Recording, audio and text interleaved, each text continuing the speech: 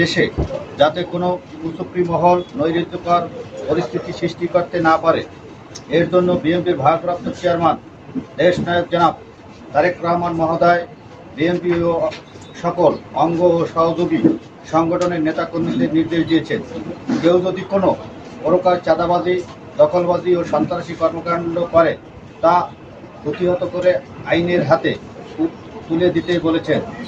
গত ৩রা সেপ্টেম্বর ২০২৪ তারিখ ইসমাইল হোসেন পিতা, সোনাইউদ্দিন হাওলাদার, সগির দফাদার পিতা, লালু দফাদার মঠবাড়িয়া হাতেমালি মাধ্যমিক বিদ্যালয় সংলগ্ন একটি ব্যক্তি মালিকানা জমিতে নির্মাণ কাজে বাধা দেয়, রাজমিস্ত্রির কাছে চাঁদা দাবি করে। আমরা খবর পেয়ে সেখানে গিয়ে তাদেরকে চাঁদাবাজি না করে চলে যেতে বলি। বিগত ফ্যাসিস্ট হাসিনা সরকারের সময় মঠবাড়িয়া সন্ত্রাসের রাজত্ব কায়েম করেছিলেন সেই কুখ্যাত সন্ত্রাসী আশরাফের একজন প্রথম সারির ক্যাডার এই চাঁদাবাজ ইসমাইলের জামাই মাইনুল, যুবলীগের সভাপতি বড় মাছুয়া ইনওয়ার এবং চাঁদাবাজ সগিরের জামাই আশরাফের কিশোর সন্ত্রাসী স্বাধীন। এই দুই সন্ত্রাসী দ্বারা ইসমাইল আর সগির মঠবাড়িয়া পৌরসভার মধ্যে অনেক জমি দখল করেছিল। এই ইসমাইল আর সগিরের কাছে মঠবাড়িয়া পৌরসভার সকল জমির দলিল আছে। এরা পৌরসভার জমির মালিক। কিছুদিন আগে সদর ইউনিয়নের সাবেক চেয়ারম্যান মোহাম্মদ জালাল মিয়ার কাছে জমি পাবে বলে ভুয়া দলিল বের করেছিলেন।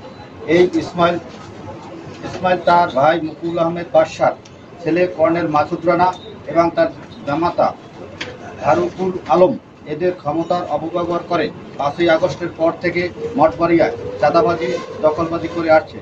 ইসমাইলের স্ত্রী অলি বেগম মঠবাড়িয়া পৌর মহিলা আওয়ামী লীগের সাধারণ সম্পাদিকা। তাহারা আওয়ামী লীগের মারাত্মক নেতা। তাহা বিগত ড্যামি নির্বাচনের এমপির সাথে তাদের স্বামী স্ত্রীর ছবি দেখলেই বোঝা যায়। এই ছবি সংক্ষিপ্ত আছে, আমি ছবিটা একটু পরে দেখাচ্ছি আপনাদের। প্রিয় সাংবাদিক বন্ধুগণ, গত ৪/৯/২০২৪ তারিখ ইসমাইল হোসেন মঠবাড়িয়া উপজেলা বিএনপির আহ্বায়ক আলহাজ রুহুল আমিন দুলাল সম্পর্কে মিথ্যা বানোয়াট বক্তব্য প্রদান করেন।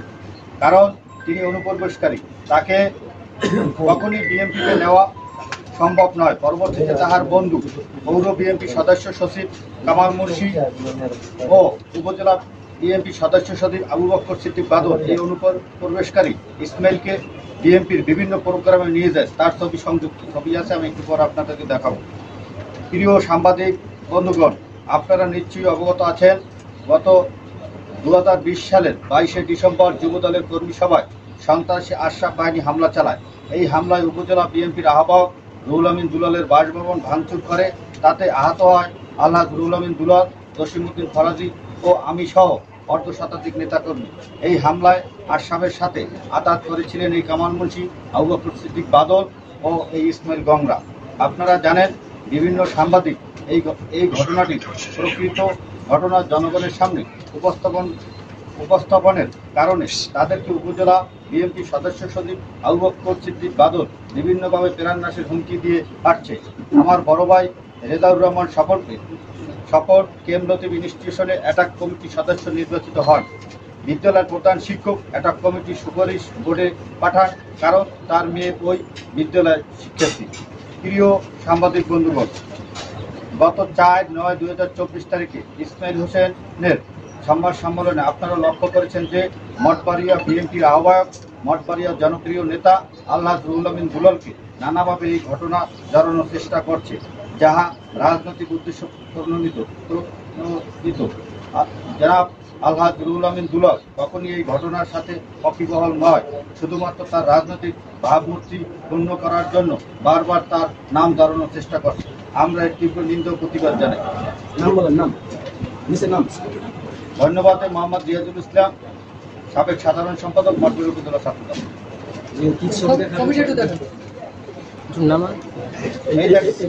এই দেখেন, এই হলো ইসমাইল, এই হলো সাবেক ডেমি, এই হলো ইসমাইল। এই ডেমি নির্বাচনে সংসদ সদস্য শাহনওয়াজ এবং তার ভাই এসপি সাইফুর রহমান, উনি রাজশাহী জেলার এসপি।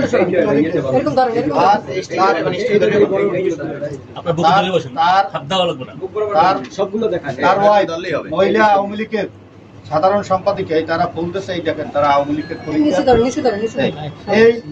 এই ইসমাইলকে, এই দেখেন আর একটা ছবি আপনাদের দেখেন, ইসমাইলকে আবু বকর সিদ্দিক বাদল, এই দেখেন এই তার কাছে এই বিএনপির অনুপ্রবেশকারীতে ঢুকাইছে, তার নাম দিয়ে এগুলো অপপ্রচার করে। এবং আরো কিছু ছবি আছে, আমি আপনাদেরকে দেখাই। এই যে কালকে সাংবাদিক সম্মেলন করছে এমাদুল দফাদার, এই দেখেন কালকে তিনি এই যে আশরাফের নির্বাচন করছে, এই যে তার ছবি, এই খেলার ছবি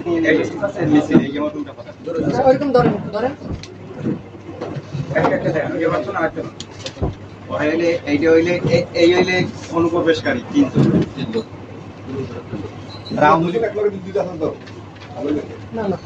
এই হইলে সগির কমিশনারের জামাই, সগির কমিশনারের ব্যবহারকারী স্বাধীন ছাত্রলীগের মিছিল নিয়ে মাঠে নামছে। তারপরে এই হইলে সগির কমিশনারের জামাই, বঙ্গবন্ধুর ছবি বুকে। এখন আমাদের একটা প্রশ্ন, ওখানে আপনারা ওই যে ভবন নিয়ে এই গ্যাঞ্জাম, যে বাড়ি নিয়ে গ্যাঞ্জাম, মিন্টু সাহেব এবং রিয়াজ, আপনাদের কাছে রিয়াজ ভাই, আপনাদের কাছে আমার প্রশ্ন, ওটা আমরা আওয়ামী লীগ নেতার বাড়ি, ওখানে আপনারা কেন গিয়েছিলেন? ওখানে গিয়েছে যে আওয়ামী লীগ নেতার বাড়ির কথা বলেন, তিনি ওটা জমিটা শহীদ ডাক্তারের কাছ থেকে কিনছে, তাদের 11 কাঠা জমির 8 কাঠা তারা কিনছে। এই জমিটা হলো মহারাজ সাহেবের বাবা আর আমার আম্মা আপন ভাই। আমার আম্মা তাদের বাড়িতে যে জমিটা পাবে সেটা তারা না দিয়ে এই জমিটা আমাদের দেশে, যাতে আমরা তার পুকুরে এই জমিটা দেশ, সেই কারণে তার ছেলে আমি, তার সুযোগে আমি মহারাজ ভাই আর আপনার সম্পর্কে কি হন? মহারাজ ভাই এখন মামাতো, এই জমিটা তাদের বাড়ির পরিবর্তে তাদের খরচ দিছে আপনাদের, এই কারণে আপনি ওখানে, এটাই স্পষ্ট। এই তো, আর কেউ প্রশ্ন আছে? আপনারা করেন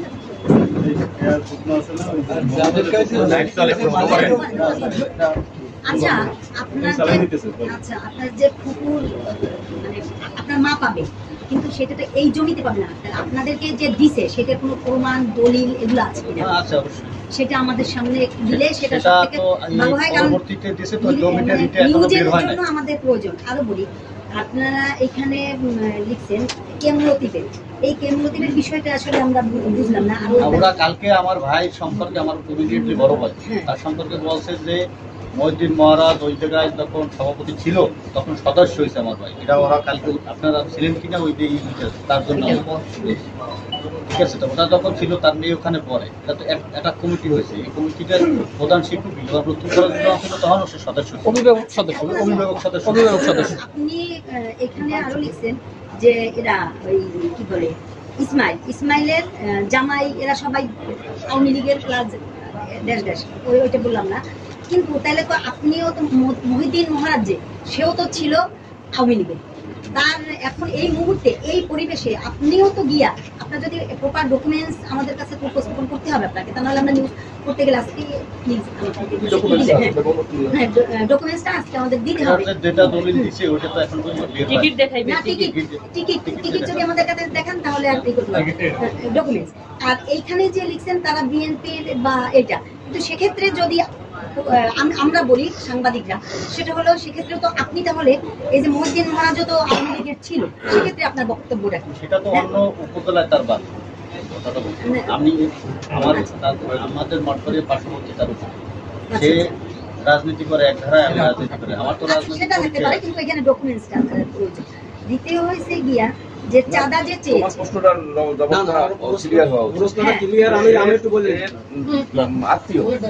আমি একটু বললাম, কারণ হচ্ছে কি আমি একটু বলি, যেহেতু রিয়াজুল ইসলাম আর মহারাজ হয়েছে আপন মামাতো সুরগত ভাই, যেহেতু তারা আওয়ামী লীগ করে, তারা ভান্ডারিয়ায় করে, আর মঠবাড়িয়ায় যেহেতু বাড়ি, তার পুকুর বাড়ি মঠবাড়িয়া, এই জমি ওখানে ওরা গেছে, যেহেতু ওরা ওদের খরাজ হিসাবে এই জমিটুকু দেশে, ওইখান থেকে তারা নেবে না, মঠবাড়িতে দেশে, এই কারণে রিয়াজ ওখানে গেছে। রিয়াজের মূল বক্তব্যটা হয়েছে সেটা ওই রিয়াজ বুঝতে বলে আমরা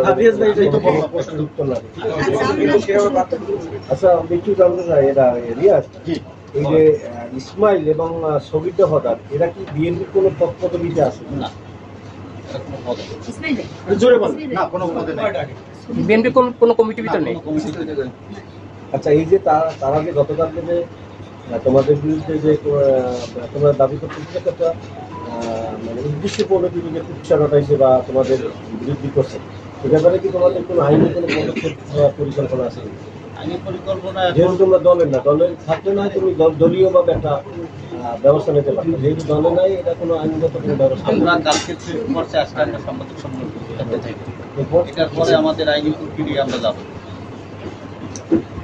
আসলে শহীদ ডাক্তারের যদি কেউ এখানে থাকে তাদের কাছে আমরা জানতে চাই যে আসলে ওখানে আদৌ সোনাই হাজির শহীদ ডাক্তার ওয়ারিশ এবং শহীদ ডাক্তার ওয়ারিশ এদের মধ্যে জমিদার বিরোধটা সম্পর্কে তাদের কাছ থেকে জানতে চাই। শহীদ ডাক্তার নাই, শহীদ ডাক্তার ভাই আছে, মানে সে যদি কিছু বলতো আমাদের কাছে যে আসলে ওনাদের ওখানে কোনো অংশ আছে। চেয়ারম্যান আছে পিছনে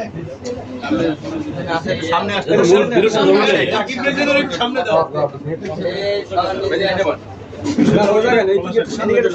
জমিদার তারা দাবি করে যে জমিটার মালিকের আমাদের নামে দলিলে 56 সালে আমরা মিউটেশন করাইছি, নামজারি করাইছি, এখন আমরা বহাল এখানে ছিলাম আগেও, এখন আমরা চাই। হ্যাঁ, এই বিষয়ে আপনার বক্তব্য কি? জমি জমা তোমাদের ফেভারে না তাদের ফেভারে? 56 সালে তার কোনায় দেওয়া লাগবে। এখানে আছে এটা 56 সালে এই যে ইসমাইল হোসেন তার বাবা সোনাইয়ের তার অগ্নিবই তারা সালাম অগ্নিবই 56তে তার বাবাকে দেখেছিল। তার বাবা 70 সালে এই ইসমাইল তার বড় ভাই এবং আলম নম্বর 3 জনের জমিতে লিখে দিয়েছে। কিন্তু লিখে দেওয়ার পরে আজ থেকে 30 আরে হলো এখন কত 54 বছর আগে লিখে দিয়েছে। 54 বছর এর আগে যদি এত জমি পায় তারা আইনি রাস্তায় নিতে পারতো বা কোর্টে দিতে পারতো বা এইভাবে তারা তো হঠাৎ করে যদি এসে তারা পাবে। আর এইটাকে জমি হলো আমি দিয়েছি বাসা থেকে একদম পর্যন্ত দুপুর এই সম্পত্তি তারা যদি কিন্তু তাদের দাবিতে তারা পাবে না আমরা বলি, তারপর যদি পায় তারা তো এই দুপুরের ভিতরে সবার কাছে যাবে। একটা জায়গা কেনা সম্পত্তির ভিতরে যাই তো তারা ভালো তাদের দাবি কত দিচ্ছে? তারা কি কয় 14 শতাংশ। যে আপনার কাছে জানতে চাচ্ছিলাম যে আসলে ওইখানে আপনি বসে ওই জমিটা যে সোনাইয়ের মধ্যে হাজির যে জমিটা, ওই জমিটা বিক্রি করার পরে তাদের কোনো অংশ এখানে ছিল কিনা আপনি তো ওইখানে বক্তব্য দিয়েছেন। আমার একটু পিছনে যেতে হয়, সাংবাদিক ভাই এবং বোনেরা এবং রাজনীতির নেতৃবৃন্দ, জাতীয় রাজনীতির নেতৃবৃন্দ, তো এখানে জমির মূল যে বিষয়টি আমার একটু পিছনে যেতে হয়। এই জমিটা ছিল হিন্দুদের, পারুল বলা গম, আমি একজনের নাম বললাম, পারুল বলা গম, আর ওই আব্দুল হামিদ এবং আব্দুল গনি, এদেরকে ছিল ওই কলবাড়ির ওখানের জমি, যেটা জালাল ভাই সম্পত্তি আগে বলা হয়েছে না, ওই জমিটার সাথে এই জমিটা ওই হিন্দু ভাইরা এক্সচেঞ্জ করছে। এক্সচেঞ্জ করার পর তো এটা হলো 58 সালে। তারপরে 1972 সাল বলছেন, আমি 58 সালে কিন্তু ওই মূল মালিকের সাথে এক্সচেঞ্জ হয়েছে আব্দুল হামিদ এবং গনির কাছে লগে, এবং সেই এক্সচেঞ্জ হয়ে যাওয়ার পর ওই দফাদারবাড়ির ওখানে যে জমিটা হিন্দুদের ছিল আমরা সেটা দখল করে। আর এইখানে যারা আমরা এখন বিভিন্ন লোকে এই জমি ক্রয় সূত্রে মালিক হয়েছি, উদাহরণস্বরূপ আমির বিসি স্যার থেকে বাসার থেকে আরম্ভ করতে এককালে এইখানে এই যে সাংবাদিক মজিবরের বাসা হ্যাঁ, মানে এই মজিবর সাহেবের বাসা, এবং এই বিষয়টি উনি অনেকটা অভিজ্ঞতাও আছে, ওনার জানা আছে। তা যাই হোক, সেদিকে আমি গেলাম না। আমি এখন এই যে এক্সচেঞ্জটা হয়েছে, এক্সচেঞ্জটা হওয়ার পর এই আব্দুল হামিদ একাই তার অংশটা গোপনে তার ভগ্নিপতি ওই যে সোনা ইসমাইলের বাবা সোনাইমতি আজিম নামে রেজিস্ট্রি দিয়ে রাখছে 3 দিন আগে। কিন্তু এই ব্যাপারে তারা জমিতে আসার জন্য বিভিন্ন সময় বিভিন্ন মামলা মোকদ্দমা উত্থাপন করছে। যেমন বরিশালে, তখন ডিস্ট্রিক্ট ছিল বরিশাল, তখন ফরিদপুর ডিস্ট্রিক্ট হয় নাই, তখন বরিশালে একটা মামলা হয়েছে।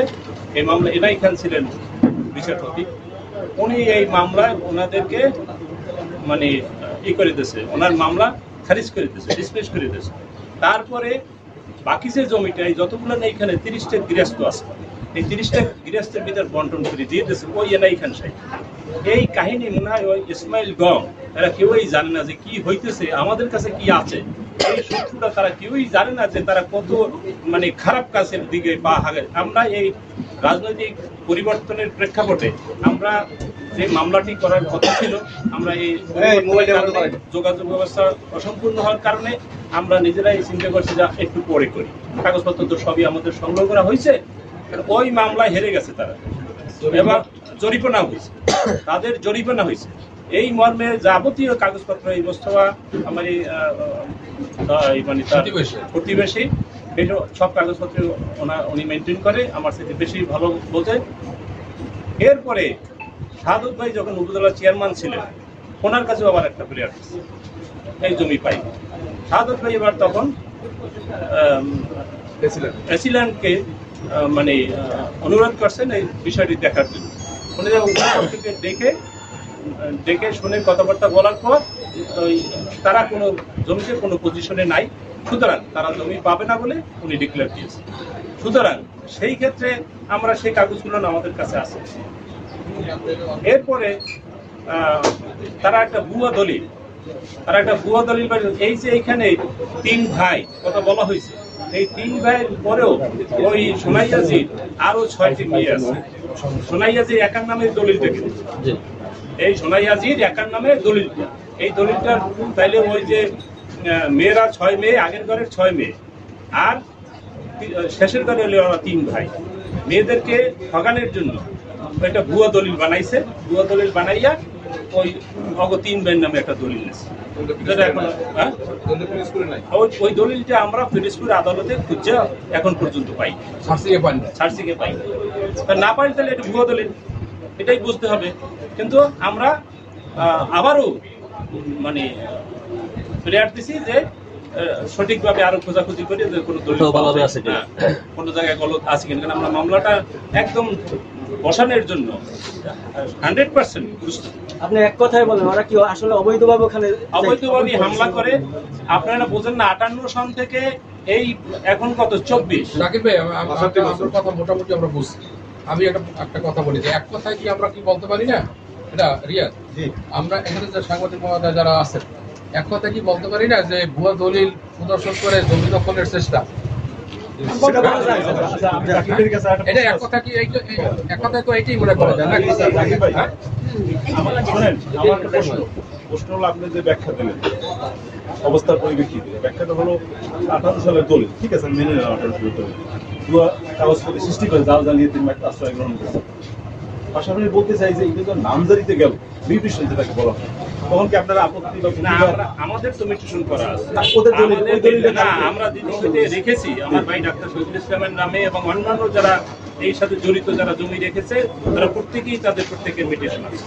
তাদের কি এই দলিলের বলে মিউটেশন হয়েছে না? এই দলিলের প্রশ্ন করছিলাম যে ওদের বাবার নামে সোনাই ইতিহাসের নামে যে দলিলটা তারা বের করছে বর্তমানে, হ্যাঁ, ওই দলিলটা আপনার নাম জানি মিউটেশন হয়েছে, ওরা দাবি করছে যে আগে একটা মামলা হয়েছে, সেই মামলায় মিউটেশন তো হয়েই থাকে। আপনারা এই যে বিবিধ কেসের আওতায় এটা বাতিলের জন্য কোনো প্রক্রিয়া আমরা এখনো চাইতে পারিনি, বললাম না যে অবশ্যই রাজনৈতিক যে আমাদের পরিবর্তন হয়েছে, পরিবর্তনের এর আগে আমার কাগজপত্র সব গুছানো হয়েছে, কিন্তু মামলাটা বসাইতে যাব এবং এই মামলা